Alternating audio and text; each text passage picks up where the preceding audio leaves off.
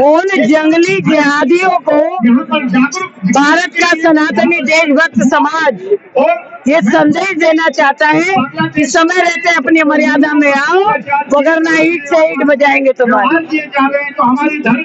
राहुल गांधी और प्रियंका गांधी आज संभल जा रहे हैं, लेकिन बांग्लादेश की पूरे देश के भाई बहन इन लोगों के चरित्र को पहचाने कि 65 साल देश के साथ षड्यंत्र करने वाले, तुष्टीकरण के नाम पर देश को बांटने वाले इन विद्रुप चेहरों को अब तो देश के भाई बहन पहचान ही गए, पर इन्हें जागरूकता के साथ, सतर्कता के साथ सबक सिखाना अभी बाकी है। दिल्ली के शाही इमाम बुखारी ने बांग्लादेश के प्रधानमंत्री को पत्र लिखकर हिंदुओं पर अत्याचार करने वालों के खिलाफ कार्रवाई की मांग करी है। हम सब लोग आपके साथ ये उनने अपना मानव धर्म निभाया,